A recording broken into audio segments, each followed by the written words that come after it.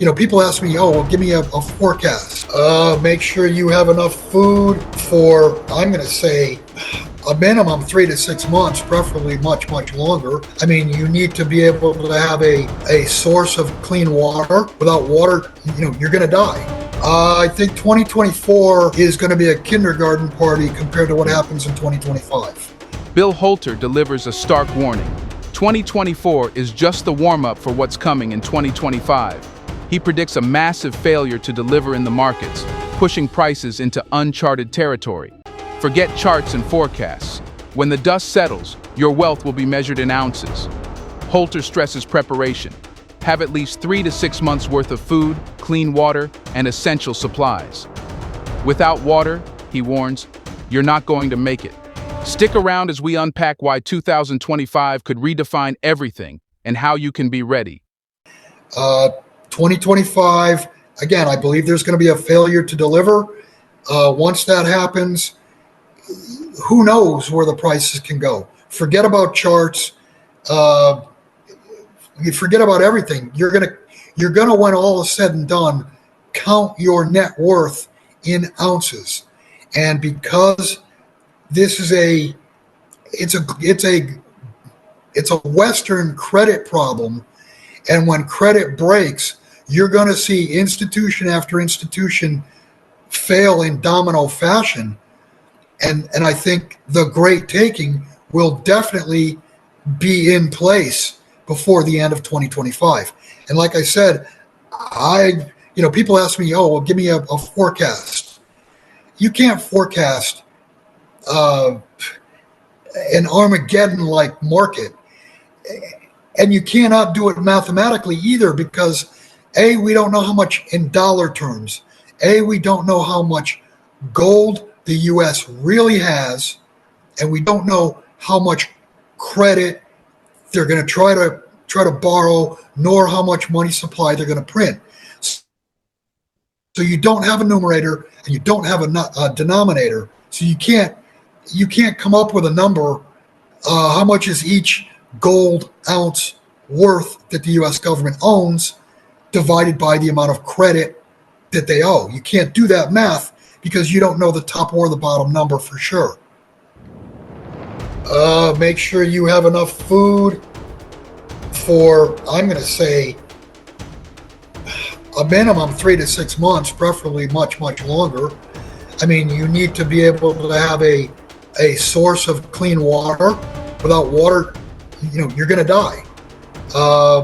You need an energy source. People up north, in the northern hemisphere, people up north, how are you going to heat your homes? Do you have, if you do it with wood, how much wood are you prepared for? A week or two? A month or two?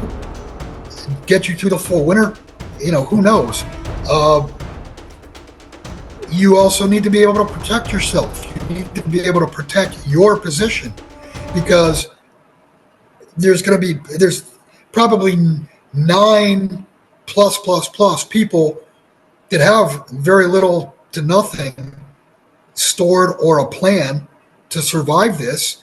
And if you've got a father with little kids and a family that has no food, what are they going to do? They're going to go looking for food. And if you're one who has food, they're going to try to take it from you. So you need, lead is another precious metal. Well, we had come up a little bit off of zero, but we were still pretty close to zero bound. I mean, if you looked at short-term treasuries, they were half a percentage point. So it's not going to make a difference because by the end of 2029, we had a repo problem, and then all of a sudden, COVID came along and fixed it. COVID shut the real economy down. It lowered the demand for credit. It bailed them out, and it also allowed them to create trillions of dollars and spray those trillions all over the world like a fire hose. So that reflated. But here we are back to where interest rates were 2008, 2009 before that crash.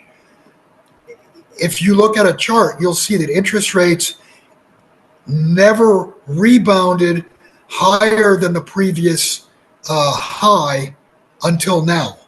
Now we're back to the previous high, but that had never happened from 1982 until 2008. Every peak was lower than the previous one for the next cutting cycle, because they were blowing bubbles along the way. Bubbles would blow up, they'd lower interest rates, blow the bubbles up again. We're done with that. We've reached debt saturation worldwide. The difference between now and 2008 is that in 2008, there was still ability of sovereign treasuries and central banks to take on more debt. We've reached credit saturation, debt saturation. So there is sovereigns and central banks were the white knights in 2008. Who's the white knight now? Who's going to bail out the governments? Who's going to bail out the central banks? No one. Well, you need to prep with the mindset that you're going to be on your own, as in like no cell phone, no computer, and it doesn't matter who you're going to call. You're going to dial 911, nobody's going to answer. You need to figure you're going to do that for 2 or 3 months, 6 months, who knows? The other thing I was going to say is, the Federal Reserve knows that there's going to be reaction to what they say. And,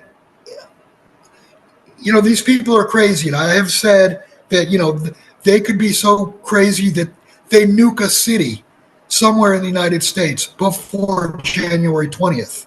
Would that stop the transfer of power? Would something less severe, like pulling the rug on markets and no longer supporting anything and just let them crash, what would happen in that instance if you had banks failing and the banking system closed before January 20th? Would there be a handoff of power? I think that's where we are now, is you've got to look at what are the potentials or the possibilities of something happening where the transfer of power does not happen, because that's what those in power now are striving for. Well, it's that simple. The markets are rigged. I mean, they rig markets with derivatives. What they want to go up, they buy, and what they want to suppress, they sell. So, I mean, yeah, they're rigging equity markets higher. They're rigging.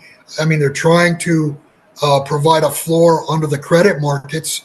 And I've said all along that when this thing breaks, it will be the credit markets that break.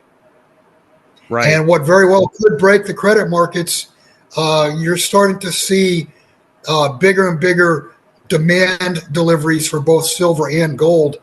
And I believe there's going to be a failure to deliver. I think it'll start in silver. Gold will immediately go into the same manner of non-delivery, and that will break confidence. And what happens to a Ponzi scheme when it can no longer get further new capital? That new capital comes from from sovereigns, originally from sovereigns being able to borrow. Well, it's completely over. The Ponzi scheme collapses, interest rates shoot through the roof, the real economy stops because credit stops, and you could. Every day you wake up, you're only 72 hours away from a Mad Max scenario. Thanks for tuning in. If Bill Holter's warning has you thinking, don't forget to like, share, and subscribe for more insights on preparing for the challenges ahead. How are you getting ready for 2025? Let us know in the comments. Stay informed, stay prepared, and we'll see you in the next video.